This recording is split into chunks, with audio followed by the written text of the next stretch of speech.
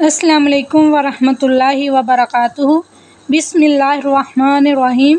شروع اللہ کے نام سے جو بہت مہربان اور نہایت ہی رحم کرنے والا ہے۔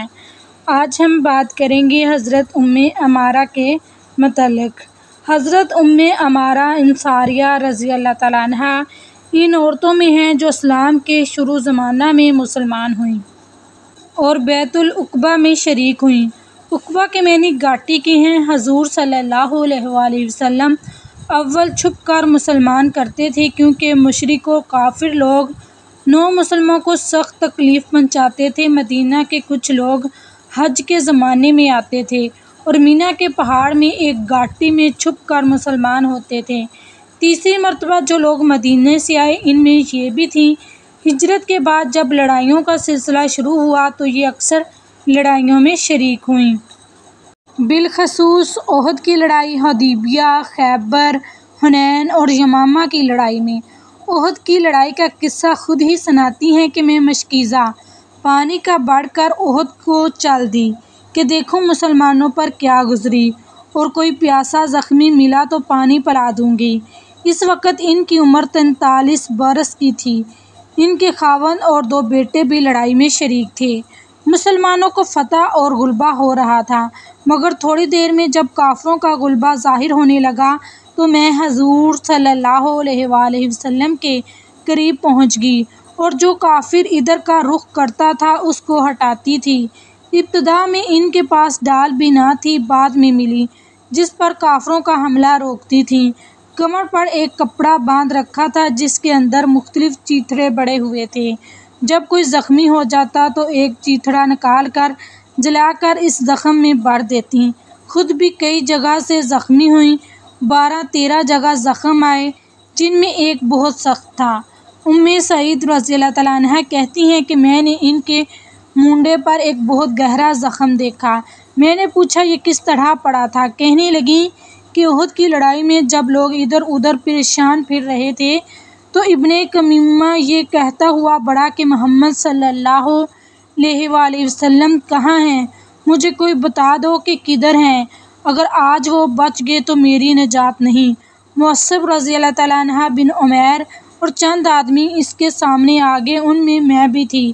اس نے میرے مونڈے پر وار کیا، میں نے بھی اس پر کئی وار کیے، مگر اس پر دوہری ذرہ تھی، اسی لیے ذرہ سے حملہ رک جاتا تھا۔ یہ زخم ایسا تھا کہ سال بھر تک علاج کیا مگر اچھا نہ ہوا۔ اسی دوران میں حضور صلی اللہ علیہ وآلہ وسلم نے احمر الاسد کی لڑائی کا اعلان فرمایا۔ عمارہ بھی کمر باندھ کر تیار ہو گئیں، مگر چونکہ پہلا زخم بالکل ہرا تھا اس لیے شریک نہ ہو سکیں۔ حضور صلی اللہ علیہ وآلہ وسلم جب حمرۂ الاسد سے واپس آئے تو سب سے پہلے عمارہ کی خیریت معلوم کی، اور جب معلوم ہوا کہ افاقہ ہے تو بہت خوش ہوئے۔ اس زخم کے علاوہ اور بھی بہت سے زخم احد کی لڑائی میں آئے تھے۔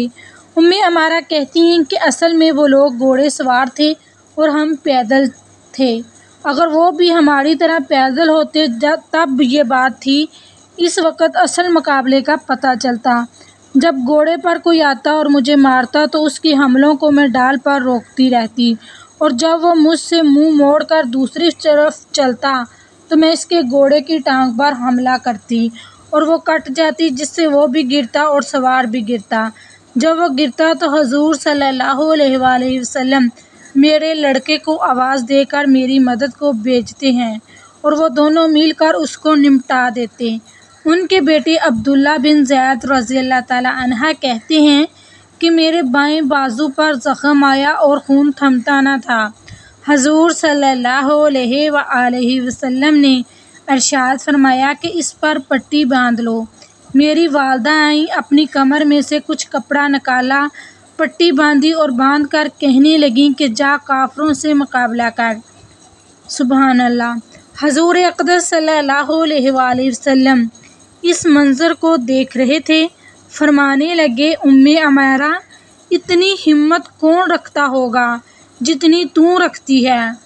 حضور صلی اللہ علیہ وآلہ وسلم نے اس دوران میں ان کو اور ان کے گھرانے کو کئی بار دعائیں بھی دیں اور تعریف بھی فرمائی۔ عمارہ کے گھرانے کی عمارہ رضی اللہ تعالیٰ عنہ کہتی ہیں کہ اسی وقت ایک کافر سامنے آیا تو حضور صلی اللہ علیہ وآلہ وسلم نے مجھ سے فرمایا کہ یہی ہے جس نے تیرے بیٹے کو زخمی کیا ہے۔